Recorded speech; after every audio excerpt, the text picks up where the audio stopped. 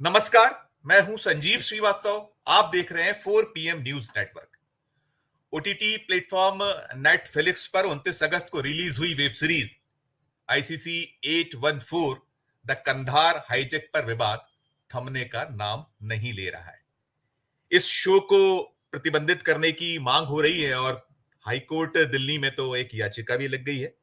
Film maker अनुराग सिन्हा जी की ये series है और रिलीज होने के बाद से ही भारतीय जनता पार्टी आक्रोशित नजर आई है और उसने बहुत सारे सवाल उठाए हैं और कई आपत्तियां उसकी ओर से हुई हैं।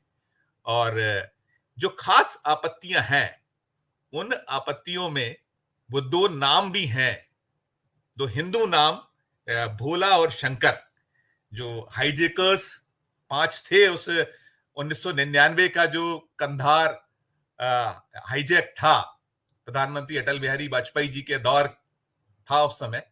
तो वो उनकी आपत्ति यही है कि ये जो नाम है हाईजैकर्स तो मुस्लिम्स थे, लेकिन इन नामों का जो प्रयोग किया गया है सीरीज में, उससे हिंदू समुदाय की भावनाएं आहत हुई हैं और कहीं ना कहीं जो हिंदू आतंकवाद से जोड़ा गया है तो देश भी जो है वो एक बदनाम हुआ है। और ये भी कहा जा रहा है कि ये पूरा का पूरा जो इसके पीछे कहीं जो पाकिस्तानी मानसिकता है वो कहीं छुपी हुई है। ये सारे आरोप या प्रत्यारोप चल रहे हैं और साथ साथ जो मांग हुई है कि ये जो इसका सर्टिफिकेट है सीरीज का, उसे रद्द कर देना चाहिए। और जो नेटफ्लिक्स के कंटेंट हेड हैं, उनकी पेशी भी हुई है, क्योंकि जैसे ही हिंदू और मुस्लिम आता है या कोई तड़का लगता है तो फिर केंद्र की सरकार बहुत ज्यादा कहीं गंभीर भी हो जाती है और वो देर नहीं करती है। तो बुलाया गया था उन्हें और नेटफ्लिक्स के जो कंटेंट हेड है, उन्होंने आज जो केंद्रीय सूचना प्रसारण मंत्रालय के समक्ष उपस्थित होकर कहा है कि वो ये जो कहीं जो आपत्तियां हैं या जो इस शब्दों को लेकर बात है, उसकी हम समीक्षा कर लेंगे और आइंदा से कहीं ना कहीं ये जरूर ध्यान रखा जाएगा कि इस तरीके के विवाद ना खड़े हों या कहीं छेड़छाड़ जैसे जो आरोप है ऐसी स्थितियां निर्मित ना हो। अब सीधे तौर पर तो ये विवाद लगता है कि ये वो देश की अस्मिता से जो जोड़ दिया जाता है उसमें कहीं वो छिपा है और तमाम जो भारतीय जनता पार्टी या जो अंधभक्त हैं या जो मोदी भक्त हैं वो चीजें उठा रहे हैं, वो चल रहा है। लेकिन साथ साथ एक धड़ा ऐसा भी है जो दूसरे किस्म का चिंतन भी कर रहा है, कहीं ना कहीं वो सवाल भी खड़े कर रहा है। और वो सवाल ये भी खड़ा कर रहा है कि ओटीटी प्लेटफॉर्म पर बहुत सारी ऐसी सीरीज आती हैं, बहुत सारे ऐसे सच्चे किस्से जो देश में हुए हैं या दुनिया में हुए उस पर बनती हैं, आती हैं, देखते हैं, चली जाती हैं, लेकिन इतना विवाद आखिर क्यों? और कहीं इस विवाद के पीछे जो प्रधानमंत्री नरेंद्र मोदी का एक सोच है, वो बार बार जब से 2014 से उन्होंने सत्ता संभाली है, भारत के प्रधानमंत्री हुए हैं, तब से भी यही कहते आए हैं कि जो कुछ हुआ है उनके कार्यकाल में हुआ, यानी 2014 के पहले कभी कुछ हुआ ही नहीं है। जितना देश ने तरक्की की या जो जो हो पाया है वो सिर्फ और सिर्फ इस दौर में हुआ है। और उसके पहले के जो शासक रहे हैं भारत के, वो शायद बहुत कैपेबल नहीं रहे और वो शायद भूल जाते हैं जब इस तरीके की तुलनाएं होती हैं, बात होती हैं कि देश में बहुत वक्त गैर कांग्रेस शासित सरकारें नहीं है, साझा सरकारें नहीं है, अलग अलग जो गैर कांग्रेसी प्रधानमंत्री भी हुए हैं। और अटल बिहारी वाजपेयी जी ने 3 बार हिंदुस्तान का प्रतिनिधित्व किया है। उनकी जो उदारवादी छवि थी, उनका जो चेहरा है, उसकी याद बार बार होती है और जब मोदी से तुलना होती है तो निश्चित तौर पर श्रेष्ठ कहीं ना कहीं वाजपेयी जी को ही बताया जाता है या कहा जाता है। तो ये सारी सवाल, और उसके साथ साथ एक सवाल ये भी है कि जो ओटीटी प्लेटफॉर्म पर एक नकेल कसनी है, इसके पीछे कहीं वो तो नहीं, साथ साथ ये भी है कि इस आड़ में जो हम जैसे यूट्यूबर्स हैं या और जो वैकल्पिक मीडिया है, वो कहीं केंद्र की सरकार के निशाने पर तो नहीं है। तो जो तमाम सवाल हैं, इन सारे सवालों को इनके सवालों के जवाब जानने के लिए जो हमारी ये नियमित डिबेट है, इसमें चलेंगे एक खास पैनल के पास। और खास पैनल हमसे जुड़ गया है, हमारे साथ आज बहुत जो खास मेहमान हैं सारे के सारे जुड़ गए हैं और इनमें जाने माने जो फिल्मकार हैं अविनाश कुमार दास साहब, वो हमारे साथ हैं। मैं अविनाश जी आपका बहुत बहुत स्वागत करूंगा, आपने अपने कीमती वक्त में से हमारे लिए समय निकाला। साथ साथ हमारे साथ हैं सीनियर जर्नलिस्ट और इतिहास के प्रोफेसर रहे राजेश बादल साहब हैं। हमारे साथ सीनियर जर्नलिस्ट और फिल्म क्रिटिक प्रकाश हिंदुस्तानी जी हैं, और हमारे साथ हैं सीनियर जर्नलिस्ट और हमारे साथी सहयोगी अजय शुक्ल जी। मैं आप सबका स्वागत करूंगा। दर्शक वर्ग आप सभी से परिचित है, आपके बड़े दीर्घ अनुभव हैं अपने अपने क्षेत्र में, और अविनाश जी भी जर्नलिस्ट रहे हैं, वो भी हम लोग नहीं भूलते हैं। तो कुल मिलाकर बिना किसी औपचारिकता के शुरुआत में करूंगा अविनाश सर से। अमित सर, ये जो अब कंटेंट रिव्यू की बात आई है इस मसले में, कंटेंट को रिव्यू किया जाएगा, और वहां जो सूचना प्रसारण मंत्रालय के समक्ष जो हेड है नेटफ्लिक्स के वो उपस्थित हुए थे, कैसे इसको देखा जाए? पूरा जो विवाद है, क्या ऐसी कोई आवश्यकता इसकी थी जो खड़ा किया गया है? क्या कुछ आप देखते हैं कहीं इसके पीछे एक और की जो आज वो कंटेंट हेड जो कह के आए हैं वहां, कोई दबाव की राजनीति भी दिखती है इसके पीछे? सब पर आपकी राय अविनाश सर, ओपनिंग रिमार्क कैसा?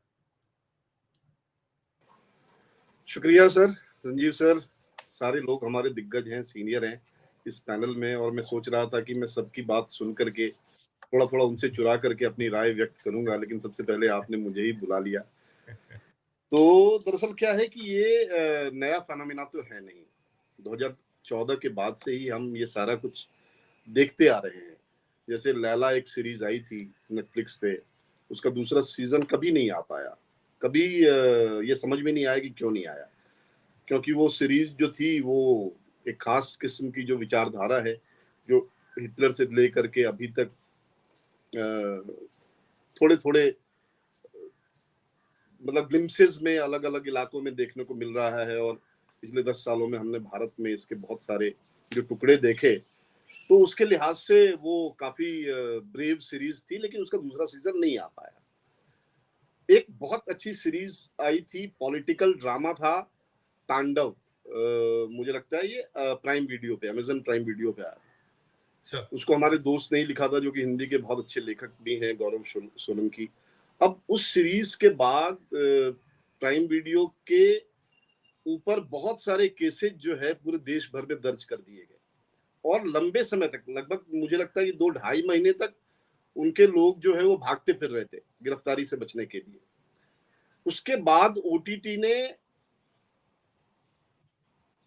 घोषित तौर पे तो नहीं, लेकिन अघोषित तौर पे अपने यहाँ एक लीगल टीम बिठा ली थी, क्योंकि जैसे ही हम कोई कंटेंट उनको पिच करते हैं, तो वो सबसे पहले अगर उनको पसंद आती है कोई चीज, तो वो लीगल टीम को भेजते हैं।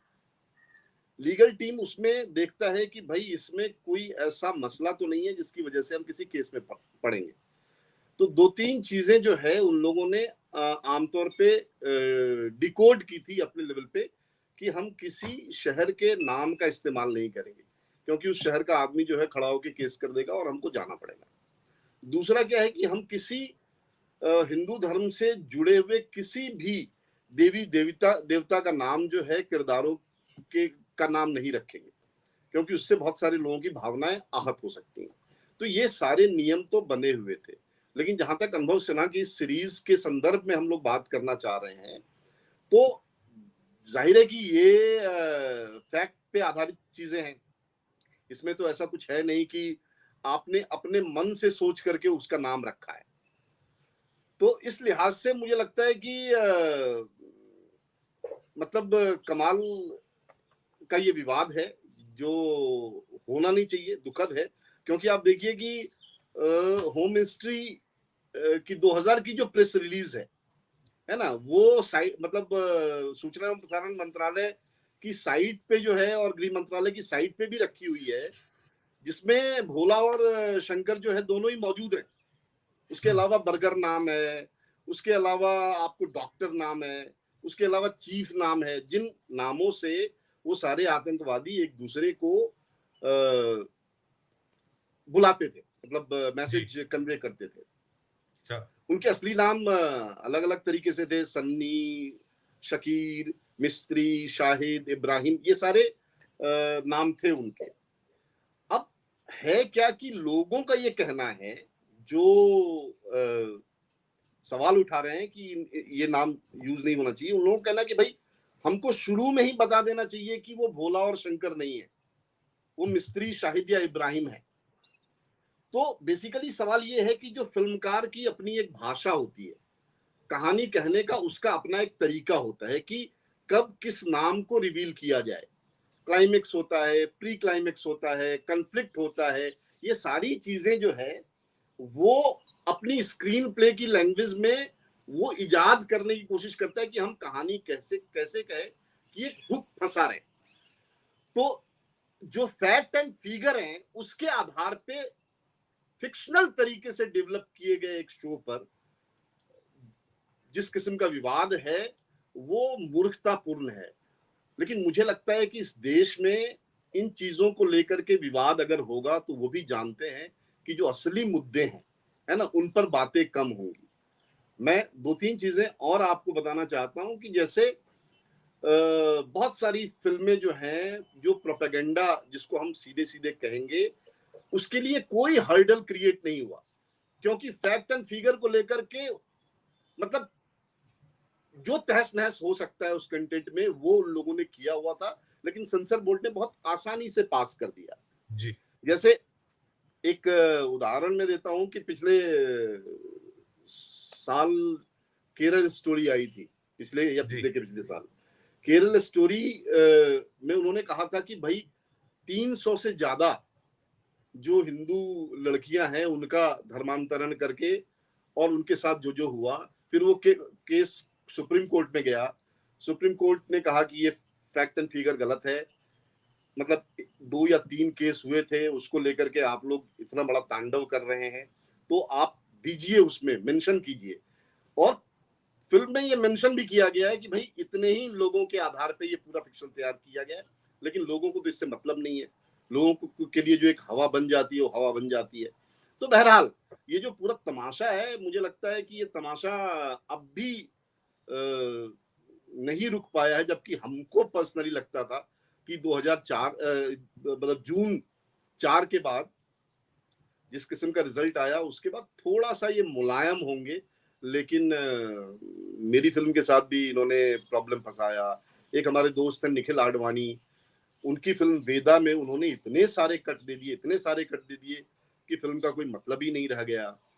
और इसको बैलेंस करने के लिए मुझे लगता है कि कंगना रनौत की जो फिल्म है उसमें भी उन्होंने जो है वो थोड़ा पेच फंसाया हुआ है, क्योंकि वो अपने की एक बलि देकर के एक पूरा जो मैसेजिंग ये करना चाहते हैं कि हम न्यायवादी हैं, ये सब कुछ नहीं है। वो उनकी फिल्म आसानी से आ जाएगी, लेकिन अनुभव सिन्हा की सीरीज के साथ जो हो रहा है बहुत दुखद है। और देखिए एक चीज और मैं बता दूं कि डिजिटल प्लेटफॉर्म पे जो कंटेंट आ रहा है सिनेमा या सीरीज, उसके लिए सेंसर बोर्ड की कोई गाइडलाइन, उसको सेंसर सर्टिफिकेट की जरूरत नहीं होती। जैसे हम अपना ट्रेलर भी अगर लॉन्च करते हैं तो वो भी हमको सेंसर उस सर्टिफिकेट उसका इसलिए चाहिए होता है क्योंकि हम उसको फिल्म के पर्दे पर देखते हैं कई बार। लेकिन अगर हम सीधे यूट्यूब पे डाल दें, कहीं डाल दें, तो उसके लिए किसी सेंसर सर्टिफिकेट की जरूरत नहीं होती। तो आप पहले से उस कंटेंट को आपको देखने की इजाजत नहीं है, तो रिलीज होने के बाद उस पर इस तरह की चीजें आप डाल दो कि तीसरा आदमी घबराए इस तरह की बात करने से, या इस तरह की बात अगर फैक्ट भी है तो उसको कहने से पहले 50 बार सोचे, क्योंकि इसमें 50 करोड़ रुपए लगे हुए हैं, है ना। तो पैसे वाला डरता है, कंटेंट वाला उस तरीके, लिखने वाला डरता नहीं। लिखने वाले को फैक्ट एंड फिगर से मतलब होता है, बाकी जो लिखने के बाद का सफर होता है सिनेमा या सीरीज में, वो संसाधन का सफर होता है। तो उसको कैसे डराया जाए, इसकी पूरी कवायद है। बाकी तो बड़े बड़े लोग प्रकाश जी, अजय जी और राजेश जी कहेंगे। बिल्कुल नहीं, बिल्कुल। लेकिन एक वो आपका जो एक्स आपने कल किया था उसकी भी 2-3 लाइनें 6 लाइनें बहुत आपका रोचक नहीं, एक्स है। मैंने आपके क्या है कि मैंने इस पूरे मसले पर मैं आमतौर पे लिखता नहीं हूँ ट्विटर पे, क्योंकि ट्विटर पे लिखने से मुझे भेज देते हैं जेल वेल, तो इस वजह से नहीं लिखता हूँ। लेकिन कल मुझे बहुत गुस्सा आया, तो राजेश बादल जी बहुत अच्छी तरह जानते हैं, चकबस्त नाम के एक बहुत बड़े शायर हुए, है ना, उनकी रामायण थी, तो मुझे याद आया कि उन्होंने रामायण में जिस तरीके से उन्होंने लिखा है कि रुखसत हुआ वो बाप से लेकर खुदा का नाम, राहे वफा की मंजिलें अव्वल हुई तमाम, मंजूर था जो माँ की जियारत का इंतजाम, दामन से अश्क पूंछ के दिल से किया कलाम। तो मुझे लगा कि रुखसत हुआ वो बाप से लेकर खुदा का नाम। अब चकबस्त आज होते और आज ये लिखते तो सिर्फ इस खुदा की वजह से उनको जो है वो इसी तरह की परेशानियों में उलझना पड़ता इस तरह की परेशानियों में नेटफ्लिक्स की कंटेंट हेड मोनिका शेरगिल या फिर अनुभव सिन्हा उलझे हुए हैं। यस, बिल्कुल बिल्कुल बिल्कुल। राय सर, आपके पास आता हूँ, आपने जो जिक्र भी हुआ, ये जो कोई फहरिस्त छूट, मतलब बहुत लंबी फहरिस्त है जो आप इसमें ये ब्लेम ये है कि इतिहास या तथ्यों से तोड़ना मरोड़ना, इतिहास से कितनी बार खेल किया जाता है। क्या कुछ अभी कहा भी आपने, अविनाश सर ने, कि केरल स्टोरी का जिक्र किया, ऐसी बहुत सारी है जहां जो हमें सूट कर रहा है वो चलेगा, बाकी फिर हमको। और इसमें विवाद में एक चीज और भी मैं चाहूंगा कि ये विवाद खड़ा होने के बाद जो नहीं जानते थे 1999 का वो कांड भूल चुके थे या नहीं जानते थे, आज की जो जनरेशन है, आप सोचिए कि 25 बरस हो रहा है, तो आपने उसको पुनर्जीवित कर दिया, उस पूरे के पूरे मसले को, मामले को। क्या मकसद आपको पीछे दिखाई पड़ता है, जो कहीं जो अगला एक जो सिक्के के दूसरे पहलू का जिक्र हो रहा है, कहीं उसको उसमें भी कहीं ऐसा कुछ संभावनाएं दिखती हैं, देखा जा सकता है क्या, कि गलत है? धन्यवाद संजीव। देखिए, अविनाश भाई ने बहुत ही बेबाकी से अपनी टिप्पणी रखी है, और वो चूंकि उस प्लेटफॉर्म पर बैठे हैं इस वक्त जिस प्लेटफॉर्म पर ये फिल्म आई है, और उसके एक तरह से विशारद हैं वो, तो सारी चीजें काफी हद तक साफ हो जाती हैं। लेकिन ये बड़े दुर्भाग्य की बात है संजीव कि हमारे यहाँ कुछ ऐतिहासिक तथ्यों से खिलवाड़ करने फिल्मों में, और उन पर्दे पर जो है उसका दुरुपयोग करने, दुरुपयोग से मेरा मतलब यह है कि सियासी मकसद से उसको पेश करने, उसकी टाइमिंग आप देखिए, तो ये सब चीजें इस बात की ओर संकेत करती हैं कि जो भारतीय जनता पार्टी की हुकूमत है वो कई मामलों में किस तरह से इतिहास के इन पन्नों के साथ छेड़खानी कर रही है। आपने कंधार कांड की जो C-184 की बात कही है, आप बिल्कुल ठीक कह रहे थे, जो इशारा आप कर रहे थे, भोला और जो शंकर है, ये ठीक है कि दो नामों की वजह से उसको रोका गया या जो भी किया गया और उसके डायरेक्टर को बुलाया गया, लेकिन असल कहानी मेरी नजर में तो कुछ और है। दरअसल भारत की आजादी के बाद कंधार कांड एक आजाद और ताकतवर मुल्क जो 71 हो चुका था, उसके बाद ये होना मुझे लगता है कि बहुत ही हमारे इतिहास की एक शर्मनाक और कलंकित गाथा है। और चूंकि मुझे याद है, मैंने उस परिवारों से, उन परिवारों से बात की थी जिन परिवारों के लोग बच के आए थे और जिनकी डेथ भी जिनकी हो गई थी, वहां 2-3 लोग जो थे, तो और उन लोगों ने तक कहा था कि देश की खातिर आतंकवादियों को छोड़ना ठीक नहीं। और हमारे विदेश मंत्री जसवंत सिंह आतंकवादियों को साथ लेके जाते हैं, अपनी जैकेट में अमेरिकन डॉलर लेके जाते हैं और छुड़ा के लाते हैं। आतंकवादियों को छोड़ने की इससे कलंकित और शर्मनाक मिसाल और हमें भारत के इतिहास में दूसरी नहीं मिलती। ये ठीक है कि किसके कार्यकाल में हुआ या किसके कार्यकाल में नहीं हुआ, वो उस पर हम जाएंगे। अटल बिहारी वाजपेयी का राष्ट्रीय और अंतर्राष्ट्रीय राजनीति में बहुत बड़ा कद था। हम उनको मानते हैं, हम उनको स्वीकार करते हैं कि भारत के वो भारतीय जनता पार्टी की ओर से सर्वाधिक उदारवादी नेता थे, उदारवादी चेहरे थे। लेकिन ये अफसोस की बात है कि उनके जमाने में कांधार कांड हुआ, उनके जमाने में कारगिल कांड हुआ, उनके जमाने में संसद पर हमला हुआ जो भारतीय लोकतंत्र का सबसे बड़ा प्रतीक है, उनके जमाने में लाल किले पर हमला हुआ, उनके जमाने में रघुनाथ इधर अक्षरधाम टेम्पल पर हमला हुआ। खैर वो एक अलग विषयांतर हो जाएगा, लेकिन मैं ये कहना चाहता हूं कि अगर ये फिल्म उस रूप में आ जाती, तो जैसे कि तुमने इशारा किया है कि वो जिन लोगों को मालूम नहीं है उन लोगों को मालूम होता कि एनडीए सरकार के जमाने में कांधार कांड जैसी कलंकित गाथा भी हुई थी जिसमें आतंकवादियों को छोड़ा गया था। उस मैं उसको पार्टियों की सियासत से बांट के नहीं देखता, लेकिन ये संजीव संयोग है कि उस समय गैर कांग्रेसी सरकार थी। और इससे पहले आपको अगर याद हो 1989 में जब गृह मंत्री रूबिया सईद पीएम सईद की बेटी रूबिया सईद का किडनैप हुआ था, तब भी आतंकवादी छोड़े जाते थे और तब भी गैर कांग्रेसी सरकार थी। और अब मैं आपको एक कांग्रेसी सरकार का नमूना बताता हूं कि देखिए, आपको याद है लंदन में एक रविंद्र महात्रे होते थे, भारत के उच्चायुक्त थे। तो आतंकवादियों ने लंदन में उनका अपहरण कर लिया था। 6 फरवरी 1984 की बात है शायद, या और उसके 2-4 दिन पहले की बात है। तो उनको वो अपने ऑफिस से लौट रहे थे, ट्रेन में थे, और उनको किडनैप कर लिया आतंकवादियों ने, जम्मू कश्मीर लिबरेशन फ्रंट के आतंकवादियों ने, और मांग की कि अमेरिकन $10 लाख चाहिए और एक मकबूल बट नाम का जो आतंकवादी है उसको रिहा करिए। इंदिरा गांधी ने साफ मना कर दिया, ना पैसा दिया जाएगा ना उसको रिहा किया जाएगा।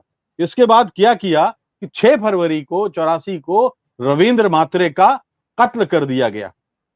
इंदिरा गांधी आती हैं, उस समय विदेश से लौट रही थी, वो आती हैं, राष्ट्रपति के पास एक विशेष प्रस्ताव जाता है, मकबूल बट की मर्सी पिटीशन खारिज होती है और 6 दिन के बाद इंदिरा गांधी सरकार उसको फांसी पर लटका देती हैं। ये होता है सरकार का फैसला। और जब इंदिरा गांधी आई तो एयरपोर्ट से उतर के कहां गई थी? सीधे महात्रे के, रविंद्र महात्रे के माता पिता के पास, और उनसे माफी मांगी कि मैं आपकी दोषी हूं। रविंद्र महात्रे के बहादुर मां बाप ने उत्तर दिया कि नहीं, आपने देश की खातिर जो किया है बहुत अच्छा किया है। तो ये एक नमूना है। मैं ये कहना चाहता हूं कि देखिए, इसके पीछे ये वजह है। और इमरजेंसी की जो बात आप अभी हो रही थी कि इस अभद्र महिला की जो फिल्म है, ये महिला जो फिल्म को रोक रही है और पब्लिसिटी ले रही है, क्योंकि इंदिरा गांधी की छवि आज, जब हम यही बात करते हैं ना कि इमरजेंसी आज से बहुत अच्छी थी, और इमरजेंसी को आप कितना ही क्रूर बता दीजिए फिल्म के पर्दे पर, वो इमरजेंसी जो भारत के इतिहास की सर्वाधिक सफल, ताकतवर और लौह नेत्री है, उसकी छवि को उजला करती। तो एक तरफ वो है कि एक फिल्म एनडीए की और बीजेपी की सरकार की छवि को धुंधला करती, और एक फिल्म वो है जो कैसा भी आप दिखा दीजिए, इंदिरा गांधी को बहादुर आपको दिखाना ही पड़ता। इसलिए ये दोनों फिल्मों के साथ पर्दे के पीछे की जो राजनीति है, मुझे वो दिख रही है। और इसलिए मैं कहता हूं कि कई बार हमारे यहां जो इतिहास, एक और उदाहरण बता करके मैं अपनी बात समाप्त करूंगा कि एक दौर ऐसा भी था, अविनाश भाई को याद होगा, एक फिल्म बनी थी मिर्जा गालिब, 1951 या 53 की बात है, सोहराब मोदी साहब ने बनाई थी। तो सोहराब मोदी साहब ने, अब जो पटकथा उनके पास आई थी, उस पटकथा में कुछ दृश्य अपनी तरफ से जोड़ दिए। अब जब ये फिल्म सेंसर ने रिलीज कर दी और जब वो फिल्म पर्दे पर आई, तो किसी जानकार एक्सपर्ट ने इस बात को पकड़ा, ये मिर्जा गालिब की जिंदगी में ये दृश्य तो था ही नहीं, ये घटनाक्रम तो था ही नहीं। तो उसने तुरंत उस समय के प्राइम मिनिस्टर जवाहरलाल नेहरू को शिकायत की, और जवाहरलाल नेहरू ने सेंसर बोर्ड को आदेश दिया और सोहराब मोदी की इस फिल्म का सेंसर सर्टिफिकेट वापस लिया गया। सोहराब मोदी साहब नेहरू साहब के पास गए, नेहरू जी के पास गए, और नेहरू जी ने कहा कि श्रीमान, आपको ऐतिहासिक तथ्यों के साथ छेड़खानी करने, इतिहास के साथ खिलवाड़ करने का कोई हक नहीं है। सोहराब मोदी ने अपनी गलती मानी और उसके बाद लौट के आए, परिवर्तन किए, और जस का तस कहानी जो मिर्जा गालिब की थी वो पेश की। उसके बाद सेंसर सर्टिफिकेट दूसरा दिया गया और उसके बाद उस फिल्म को राष्ट्रपति पुरस्कार मिला। तो मैं ये कह रहा हूं कि सरकारों की एक प्राथमिकता क्या होती है। जैसा एक कहावत है हमारे यहाँ, देसी कहावत है, जैसा खाओ अन्न वैसा बने मन। तो ये हमारी नई पीढ़ियों का अन्न है, नई पीढ़ियों के लिए संस्कार हैं, जो संस्कार हम दे रहे हैं इसे विकृत इतिहास को देकर। एक और फिल्म आई थी, अविनाश भाई को याद होगी, एक्सीडेंटल प्राइम मिनिस्टर, जो मनमोहन सिंह के बारे में थी, और वो किताब, जो अफसोस की बात यह है कि वो किताब उनके ही सलाहकार सज्जन ने लिखी थी, और जब फिल्म आई तो उसमें देख, मैं नाम जानबूझ के नाम नहीं ले रहा हूं, मेरे लिए वो स्थितियां अलग हैं। ऐसे इतिहास के ऐसे खलनायकों के नाम नहीं लिए जाते संजीव, और ना मैं नाम लेने की कोशिश करता हूं, कभी नहीं लेता हूं मैं। तो है ना। तो वो जब फिल्म आई थी, उस फिल्म में आपको पता है कि 2007 में जब सारे संसार में मंदी आई थी और मनमोहन सिंह ने किस शानदार ढंग से उस मंदी का मुकाबला किया था, उसका कोई जिक्र नहीं था। जब जिस सोमनाथ चटर्जी को, जिस सीपीएम ने जिनको निकाल दिया था पार्टी से, और उन्होंने पार्टी के हितों को ऊपर जाकर के लोकसभा अध्यक्ष होने के नाते अमेरिका के साथ परमाणु समझौते का समर्थन किया था, उसका कोई जिक्र नहीं था। ऐसे, और पूरी फिल्म में उनके ही सलाहकार ने अपनी छवि दिखाने के लिए कहा, मैं जो बोलता हूं वो पीएम करेंगे, पीएम का मैं सलाहकार हूं। यानी पीएम को बौना करके खुद का महिमा मंडन उस फिल्म में किया गया था।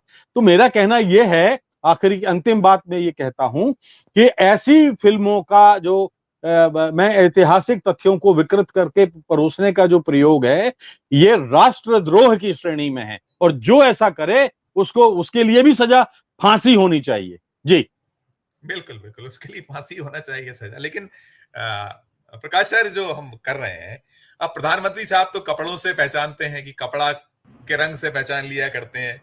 फिर हिंदुस्तान में वो बिकनी को लेकर भी विवाद हो जाता है। आप तो निरंतर लिखते हैं कि वो जो है भगवा रंग की बिकनी है, इसलिए विवाद हो जाता है। तो जब ऊपर से ही सब चल रहा है, तो शायद ये सब तो आपको हमको भोगना है, शायद चलते रहना है ये सब। और इसमें फायदा जो है, कहाँ कैसे क्या अब मिलने की संभावनाएं दिखती हैं आपको कि होगा इससे कुछ फायदा, ये हिंदू और मुस्लिम जो है? प्रकाश सर। संजीव जी, अभी अभी एक खबर मैंने देखी कि नेटफ्लिक्स ने IC-814 द कंधार हाईजैक पे जो ओपनिंग डिस्क्लेमर है उसमें हाईजैकर्स के रियल और कोड नाम दिखाने की बात मान ली है। यानी अब ओपनिंग डिस्क्लेमर में उनके नाम लिखे जाएंगे कि भाई ये जो बर्गर है इसका नाम ये था, जो चीफ था इसका नाम ये था, शंकर का असली नाम ये था, भोला का अंतिम नाम ये था। ये सारी बातें होंगी। तो एक तरह से इसका पटाक्षेप करने की कोशिश की गई है। आप देखिए, पिछले कुछ साल में,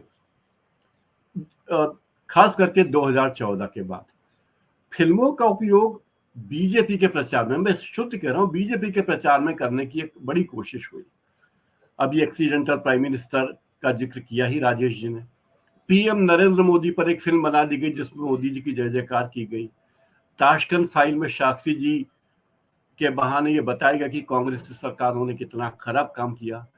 द बस्तर स्टोरी में बताएगा कि किस तरह नक्सलाइट जबरदस्ती कर रहे हैं।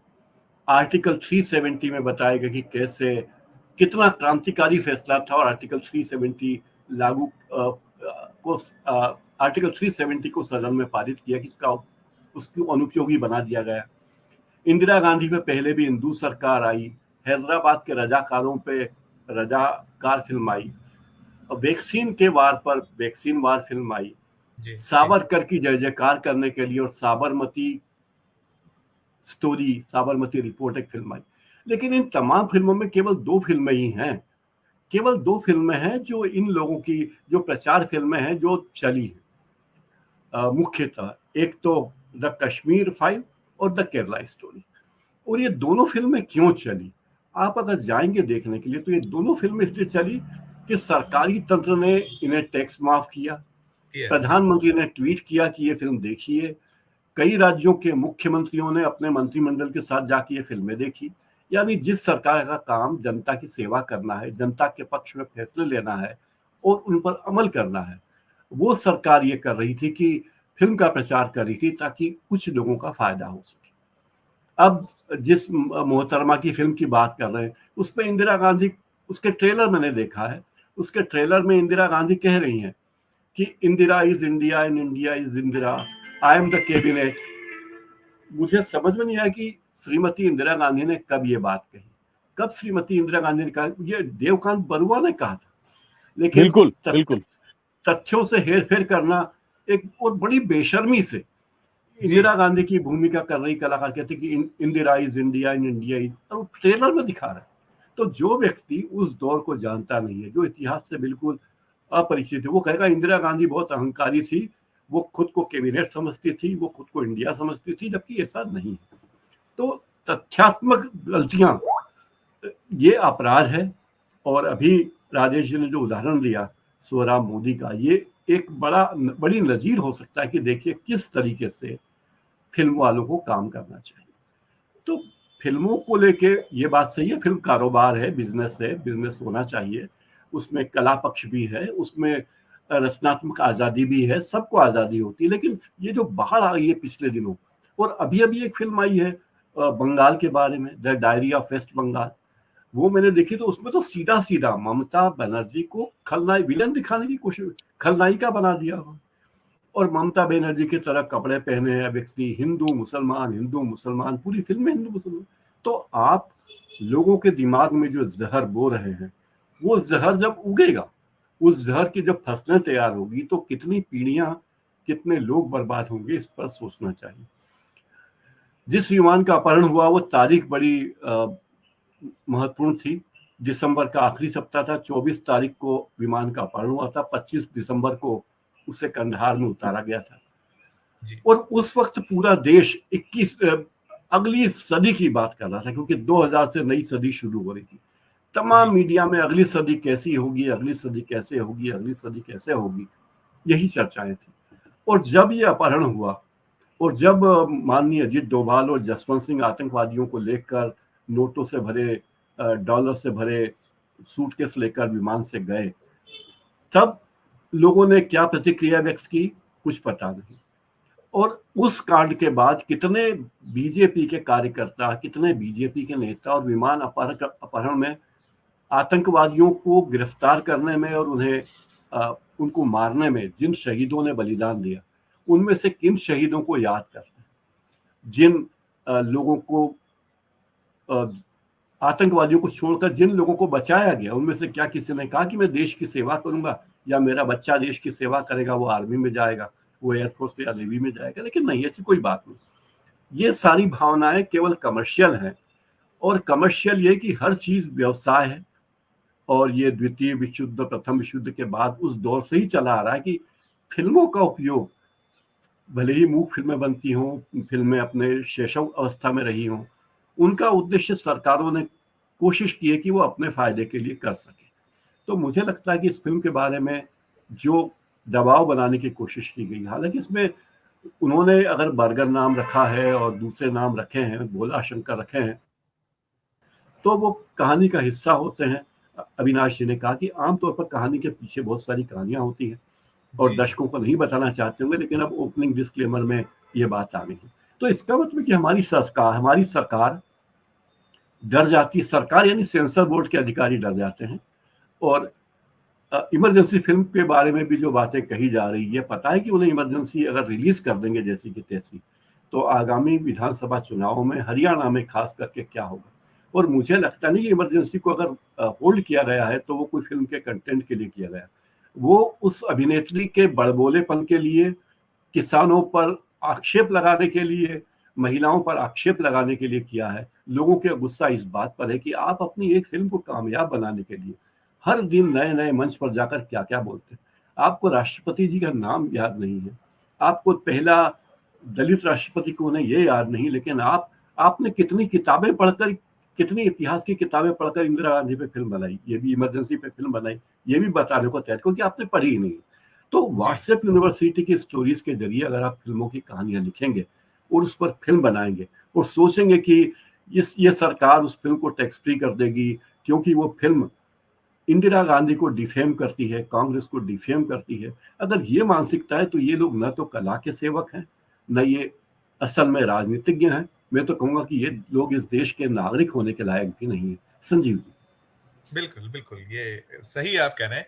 अजय सर, आपने सुना है ये जो, ठीक है कि अभी उन्होंने डिस्क्लेमर लगा दिया है, वैसे भी उन्होंने दिखाया था, और अविनाश सर ने कहा है, वो हम लोगों ने उसको देखा है कि उसमें था, अंत में खुलासा हुआ था उसमें कि ओरिजिनली कौन थे, और वो जो कैप्टन थे उस जहाज के, उन्होंने जो कंटेंट्स दिए है, पुलिस की फाइल्स में भी वो सारे नाम थे। तो ऐसी आपत्ति और इसको इतना विवाद खड़ा करना, और अब तो मुझे लगता है कि मैंने जो कहा, जो आशंका है कि अब तो और बहुत उसको जमकर देखने की एक शुरुआत हो चुकी है, हर आदमी की उत्सुकता हो गई है। तो विवाद के पीछे आप क्या कुछ देखते हैं अजय सर? मैं संजीव जी बताऊं कि आज मुझे राजकमल प्रकाशन से एक सीनियर वहां के ऑफिशियल का कॉल आता है।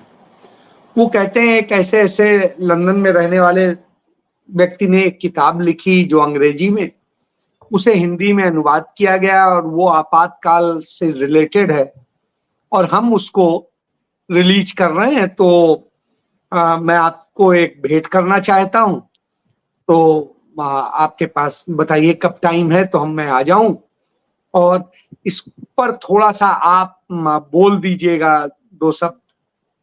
मैंने कहा भाई पहले तो किताब भेजिए, फिर पढ़ूं फिर बताऊं।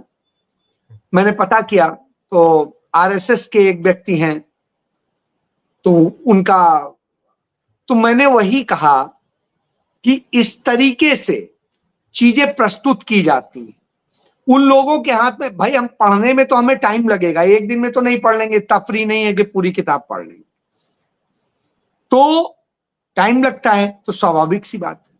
अब फिल्म किसी ने पूरी देखी नहीं, लेकिन ट्रेलर इस ढंग से चलाया जा रहा है कि इंदिरा गांधी ऐसे प्रस्तुत करती थी, ये ऐसे था, उसकी जो छन छन के स्टोरी आ रही है। भाई मैं तो कहता हूं सबसे पहले नरेंद्र मोदी को फिल्म की छोड़ दीजिए, किनारे रखिए, अजीत डोभाल को सार्वजनिक तौर पे बुलाइए और वहीं पर उनके गाल पे एक तमाचा दीजिए कि तुम वो बड़े अपराधी हो जो आतंकवादियों को छोड़ के आए थे, डॉलर दे के आए थे, तुम ही वो व्यक्ति हो, तुम पाप के भागी हो। अटल बिहारी वाजपेयी जिंदा नहीं है, बहरहाल छोड़िए। अब आता हूं मैं इस पे कि इस तरह की फिल्म बना के और विवाद खड़ा करना जो है, अविनाश भाई जानते हैं कि ये करके उनको हाइप क्रिएट कराई जाती है, उसे मीडिया वो दिलाया जाता है। तो ये सब ड्रामे जो कराए जाते हैं, वो ड्रामे सिर्फ इसीलिए कराए जाते हैं कि जिससे फिल्म आर्ट ये करके जो उस तरह की सोच वाले हैं वो आए। अभी डिस्क्लेमर लगा देने से कोई फर्क नहीं पड़ता, उसको कोई उतना देखता भी नहीं, एक बार आया चला खत्म हो गया बात कर। असल में समस्या यही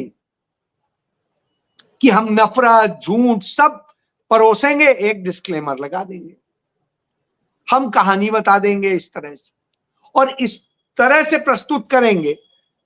हो सकता है तथ्य तमाम सही, लेकिन उन तथ्यों को इस तरह से मोड़ेंगे कि कुछ भी हो सकता है। जर्नलिज्म में एक चीज पढ़ाई जाती थी कि रोको कामा मत जाने दो, रोको मत के बाद कामा लगा दीजिए, जाने दो। तो सीधी सी बात है, अर्थ बदल गए, कुछ नहीं और किया गया, वही कामा उठा के यहां की जगह यहां लगा दिया। तो आज वही खेल होता है, आज इसी तरीके से होता है। बात करेंगे राष्ट्रभक्ति की, कहां थी राष्ट्रभक्ति जब उसी पीडीपी के साथ मिलकर नरेंद्र मोदी ने सरकार बनाई 3 साल? क्यों नहीं बात की? वही पीडीपी की ही के नेता थे जिनकी बेटी थी, जिसका किडनैप हुआ और उसको छुड़वाने के नाम पे और सब कुछ हुआ। यही आरिफ मोहम्मद खान जो आज राज्यपाल बन के बैठे हैं केरल में, क्या अपने उस पाप को धो सकते हैं?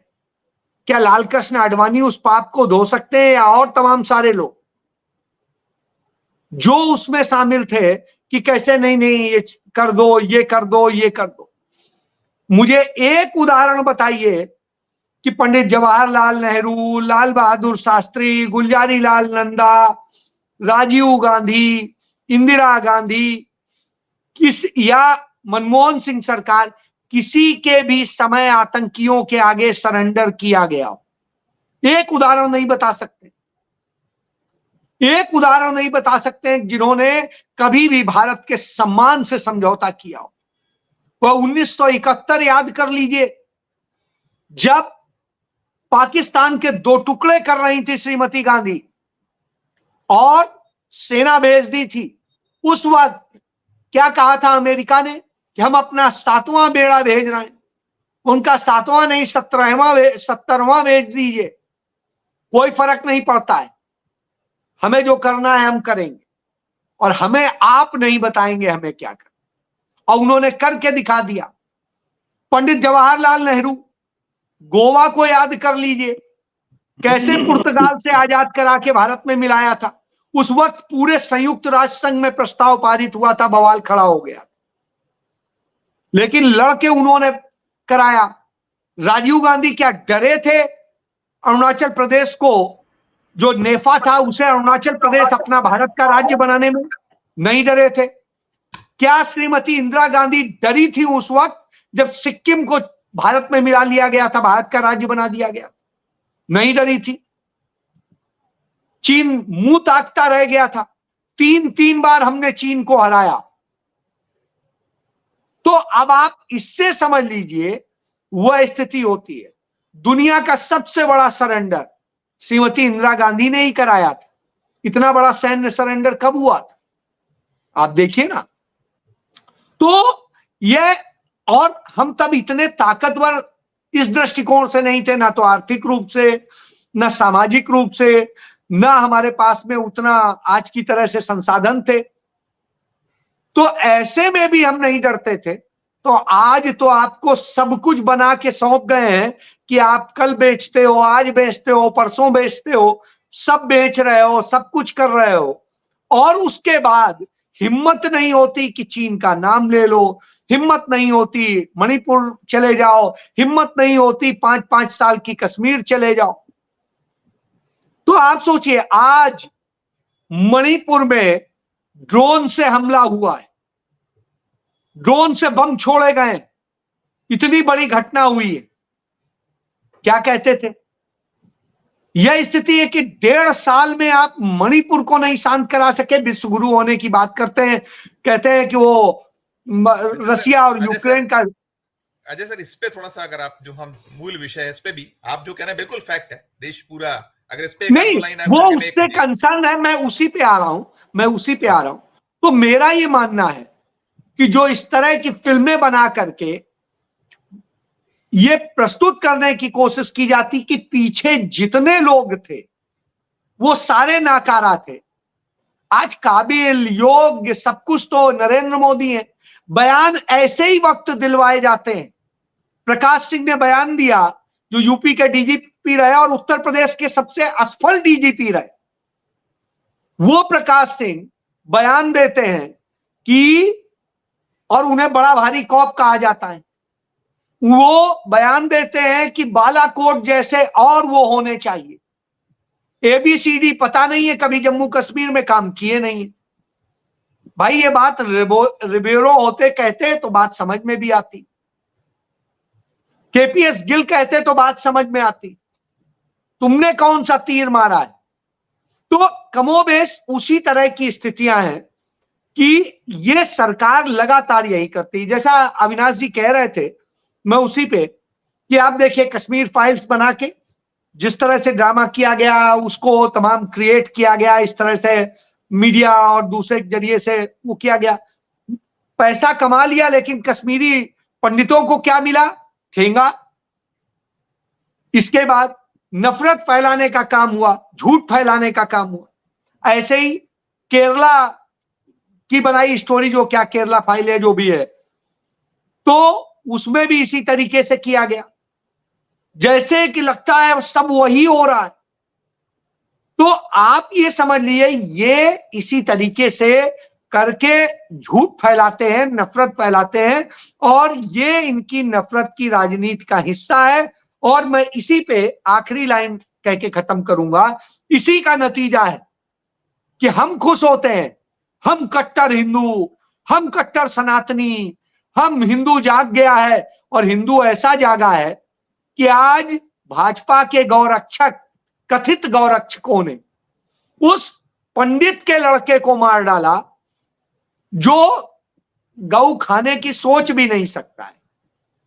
तो मतलब आप समझिए, तो यह स्थिति होती, ये माहौल बनाते हैं और कुछ बिल्कुल, नहीं, बिल्कुल, ये माहौल बनाते हैं। जी बिल्कुल बिल्कुल, वो वैमनस्यता का जो माहौल है उसके कारण कई बार जो गेहूं के साथ घुन पिसने या आप ऐसे सीधे पीस दिए जाने वाली बात है।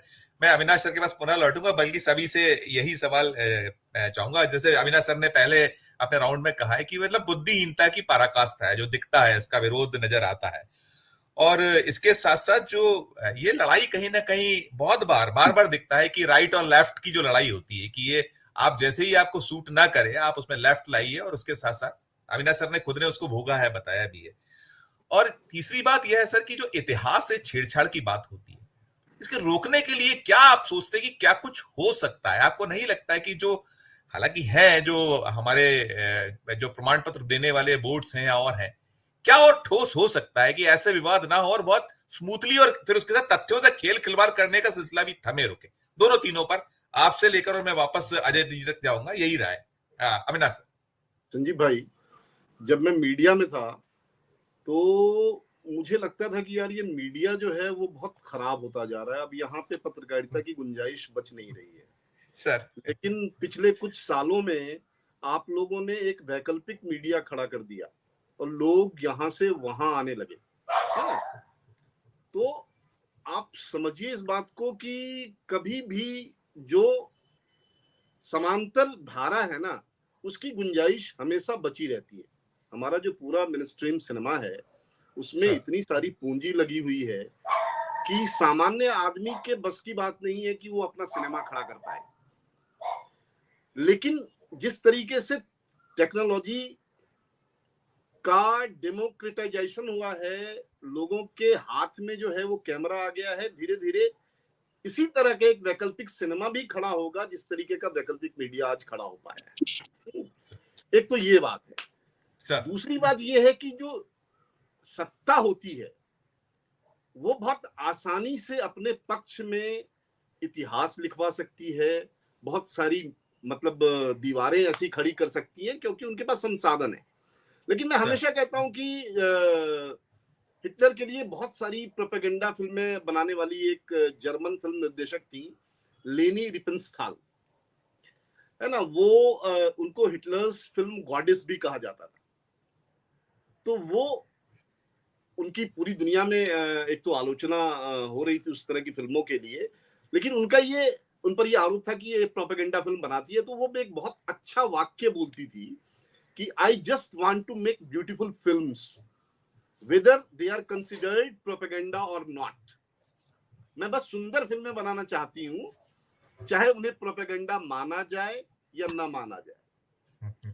तो ये जो इस वक्त चाहे विवेक अग्निहोत्री हो, चाहे हमारे एक दादा हैं जिन्होंने केरला स्टोरी बनाई, वो हमारे बहुत अच्छे दोस्त भी रहे हैं, हम लोग काफी शामें साथ में गुजार चुके हैं, बाद में फिर बस्तर फाइल्स भी उन्होंने बनाई, है ना, वो लेफ्ट थे, है ना, अल्ट्रा लेफ्ट, और अचानक से उनके दिमाग में हुआ कि यार कुछ नहीं हो सकता लेफ्ट का, और मोदी तो अनंत काल के लिए रहेंगे।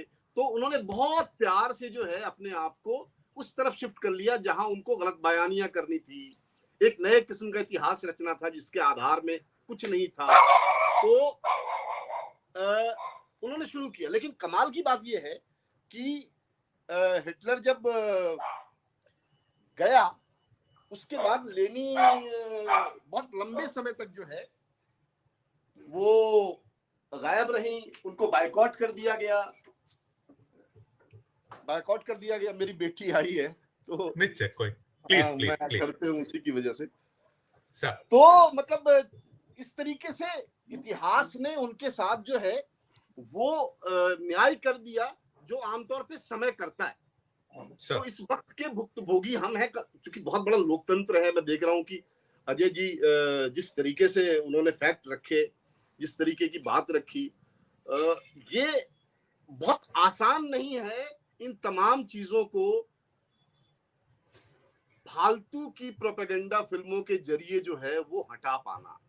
मुझे लगता है कि प्रोपेगेंडा फिल्मों के लिए भी, जैसे लेनी कहती थी कि आर्ट तो आना चाहिए, प्रकाश जी ने बहुत अच्छी बात की कि भाई 2 फिल्म चली और 72 फिल्में नहीं चली सर।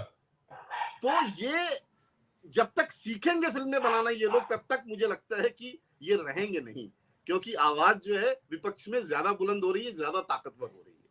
बस मेरा कंक्लूडिंग रिमार्क यही है। नहीं, आप तो द कश्मीर स्टोरी की जो आपने फाइल्स की बात की, उस फाइल्स में तो वो इस्राएली राजदूत ने तो उसको क्रिटिसाइज बहुत खुलेआम किया था। लापिड ने कहा था कि आपको शर्म आनी चाहिए, उस पे उसको नहीं वो कर।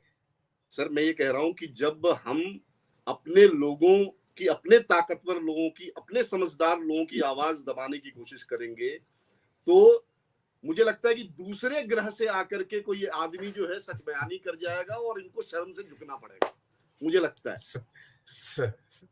सर बहुत बढ़िया राय सर। इसमें तो हम अब जो चल रहा है, हमने तो ये भी देखा कि कल वो शाही सवारी पर भी आपत्ति आ गई। मतलब क्या है, किस तरफ आप जा रहे हो? 1100 साल पुराना एक जो हमारा एक वो है, उसमें शाही शब्द पे आपत्ति आ रही, क्या कहिएगा कैसे? और बाकी मैंने जो आपसे कहा है वो भी आपका एक कंक्लूडिंग रिमार्क। देखिए, पहले तो शाही सवारी के बारे में जो मैंने सुना स्पष्टीकरण उनका ये है कि ये इससे सामंती बोध होता है। जी ठीक है, यही जी। कहा है ना उन्होंने। कल तो मुख्यमंत्री भाई ने साहब कल मुख्यमंत्री ने राजसी सवारी कहा है, अभी वो उस पे और कहा, शायद प्रकाश इससे डाल भी। सामंत मतलब फ्यूडल एहसास होता है। जी जी इसका अर्थ जी यही तो निकलता है ना। जी जी जी जी। संविधान का अनुच्छेद 18 ये कहता है कि कोई श्रीमंत नहीं कहा जाएगा। माधवराव सिंधिया का बेटा क्या लगवाता है अपने यहां? जी श्रीमंत बोलते हैं उसको कि नहीं सर। बोलते हैं? अनुच्छेद 18 कहता है कि कोई महाराज नहीं कहेगा, कोई राजा नहीं कहेगा, कोई बेगम नहीं कहेगा, और उनको महाराजा कहा जाता है। मैं एक ही उदाहरण दे रहा हूं, बाकी तो बहुत सारे उदाहरण हैं। तो जी ये बात तो खत्म हो गई। दूसरी जी बात, अविनाश जी ने जो बात कही ना कि वैकल्पिक मीडिया खड़ा कर दिया है, अविनाश भाई, अब ये वैकल्पिक मीडिया ही मुख्य मीडिया है। अब वो वैकल्पिक मीडिया है जो अभी तक मुख्य मीडिया बना हुआ था। अब तो उसको अपने अस्तित्व के लिए संघर्ष करना पड़ रहा है। अब आप देखिए कि टीआरपी के लिए और पैसों के लिए क्या मारामारी वहां हो रही है। वैकल्पिक मीडिया मुख्यधारा मीडिया में इसलिए आया कि हम अपने सरोकारों के साथ आए हैं, इसमें पैसा नहीं है। ये एक बात। दूसरी बात जो तुमने कंक्लूडिंग रिमार्क की कही आपने संजीव जी, मैं एक और बता दूं कि हमने पिछले 50 60 70 सालों में जिस तरह से बड़े मेहनत करके स्वायत्तता पूर्वक संवैधानिक संस्थाओं को खड़ा किया था, उन संस्थाओं को फिर जिंदा करना बहुत जरूरी है। सेंसर बोर्ड भी उनमें से एक है। मैं एक उदाहरण चलते चलते और बता देता हूं कि साहिर साहब इतने बड़े गीतकार थे, शायर थे, और उन्होंने एक फिल्म में एक लाइन लिखी थी। वो लाइन ये थी कि तुम्हारा जिस्म हर एक लहर के झकोले से मेरी खुली हुई बाहों में झूल जाता है। और इस लाइन पर सेंसर बोर्ड ने कहा यह अश्लील है। देखिए, जो मैंने लाइन पढ़ी अभी अश्लील है, और साहिर साहब को वो लाइन बदलनी पड़ी थी। तो एक तरफ वो ताकतवर था, और एक ताकतवर सेंसर बोर्ड हम आज देख रहे हैं कि सेंसर बोर्ड ने एक्सीडेंटल प्राइम मिनिस्टर में कहा था कि इन हिस्सों को काट दीजिए। तो वो काटने की बात कौन करे? वो फिल्म के प्रोमो में शामिल किए गए, पब्लिसिटी में शामिल किए गए। तो ये सेंसर बोर्ड है। जब हम अपनी ही संस्थाओं को इस तरह से ध्वस्त करने पर उतारू हैं, तो आप देखिए कि अंजाम गुलिस्तां क्या होगा। मैंने अभी कहा कि जो इतिहास को छेड़छाड़ करके कर सकते हैं, पेश कर सकते हैं, उनको राष्ट्रद्रोही वाला जो आरोप है वो लगना चाहिए। दूसरी चीज ये है कि किसी इतिहासकार और सुप्रीम कोर्ट के न्यायाधीश की एक ऐसी समिति बनना चाहिए जो हमारे भारतीय इतिहास पर बनने वाली फिल्मों को सेंसर बोर्ड उनको रिकमेंड करे, और वो पूरी जांच परख के साथ ऐसे सब्जेक्ट पे फिल्में बनाए, चाहे वो इतिहास पर हो, चाहे वो तथ्यात्मक हो, चाहे कैसी भी हो। और तीसरी बात यह है कि सेंसर बोर्ड अगर पक्षपाती है तो फिर उसके अध्यक्ष की नियुक्ति सुप्रीम कोर्ट के चीफ जस्टिस और उसकी द्वारा नियुक्त समिति को होना चाहिए। यही इसका उपाय है। इतिहास के साथ छेड़छाड़ करने वाला वो कौम जिंदा नहीं रहती जो अपने अतीत के साथ छेड़खानी करती है या अतीत के साथ खिलवाड़ करती है। वो कौम खुद भी दफन हो जाती है। जी बहुत प्रकाश, आपकी भी टिप्पणी बहुत शानदार बात कही है। मुझे लगता है इतना कंक्लूडिंग रिमार्क में जो अभी मैं देखा था अविनाश सर ने उसको वो भी किया, चेयर अप भी किया। आपकी टिप्पणी।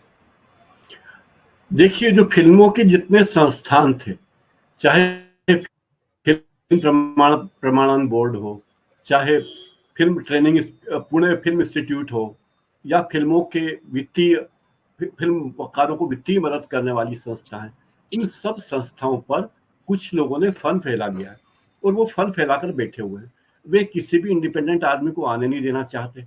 वे नागपुर से गाइडेड हैं। आप देखिए, कुछ दिनों पहले पुणे के फिल्म इंस्टीट्यूट में किस व्यक्ति को बना दिया गया था प्रमुख? एक ऐसे व्यक्ति को बना दिया गया जो बड़ा विवादास्पद था। तो अब सारे शिक्षा संस्थानों के बाद, सारे मीडिया संस्थानों के बाद, फिल्मों के तमाम संस्थान निशाने पर हैं, और उन्हें कब्जे में लेने की कोशिश की जा रही है ताकि मीडिया का ये हिस्सा भी वो कुछ लोगों के कब्जे में आ जाए। संजीव जी। बिल्कुल बिल्कुल। अजय सर, आपका एक कंक्लूडिंग रिमार्क। नहीं, मैं बिल्कुल राजेश जी की इस बात से पूरी तरह से सहमत हूं कि जो बोर्ड बने वो बड़ा निष्पक्ष बोर्ड होना चाहिए। मैं इसमें हर चीज में मैं नहीं समझता हूं कि सुप्रीम कोर्ट इतना कुछ करता रहेगा तो शायद हो सकता है प्रॉब्लम हो। मुझे लगता है कि इसके लिए सबसे अच्छा तरीका ये है कि नेता सदन और नेता प्रतिपक्ष की कमेटी हो, और उस कमेटी में यदि अपॉइंटमेंट पे विवाद हो तब उसमें तीसरा सदस्य अदालत से मांग लिया जाए, सुप्रीम कोर्ट से। वैसी स्थिति में तो इस तरह की यदि व्यवस्था, और ये व्यवस्था एक जगह नहीं, ये व्यवस्था हर उस संस्था के में अपॉइंटमेंट के लिए हो जो तमाम सामाजिक, आर्थिक और भौगोलिक स्थितियों को प्रभावित करती है, न्याय को प्रभावित करती है, जांच को प्रभावित करती है। तो उन सारी जगह होना चाहिए। और तीसरी चीज मैं कहूंगा कि एक बात राहुल गांधी ने कही थी, इस देश की तमाम संस्थाओं पर जो आरएसएस का कब्जा करा दिया गया है, क्योंकि जब इस तरह की संस्थाओं का कब्जा हो जाता है जो नफरत फैलाती हैं, और हमारे देश के पहले गृह मंत्री ने इस संस्था के ऊपर जो टिप्पणी की थी वह अपने आप में वो है कि यह संस्था इस तरह की स्थिति में ले आती है कि इस देश के सबसे महान व्यक्ति की हत्या हो जाती है। तो आप इससे समझ सकते हैं ये कौन लोग हैं। तो ऐसे लोगों को दूर रखने के लिए जरूर बिल्कुल कोई व्यवस्था होनी चाहिए कि इनको दूर किया जाए। जी बिल्कुल बिल्कुल, बिल्कुल ठीक आप कह रहे हैं कि एक निष्पक्ष जो है उसकी जरूरत है और उस पर कहीं ना कहीं विचार होना चाहिए। आप अविनाश सर, आपका, राजेश सर, अजय सर और प्रकाश सर, आप सभी का बहुत बहुत धन्यवाद, बहुत बहुत आभार एक अच्छी और शानदार चर्चा के लिए। बहुत आभार। तो ये थी हमारी आज की चर्चा। हमारा अनुरोध वही कि हमारे चैनल को लाइक कीजिए, सब्सक्राइब कीजिए, और ज्वाइन का बटन नहीं दबाए तो ज्वाइन का बटन भी जरूर दबाइए। हमारी ये चर्चा आपको कैसी लगी वीडियो के डिस्क्रिप्शन बॉक्स में जाकर जरूर बताइए। प्यार और स्नेह बनाए रखिए और देखते रहिए 4 PM न्यूज नेटवर्क। धन्यवाद, नमस्कार।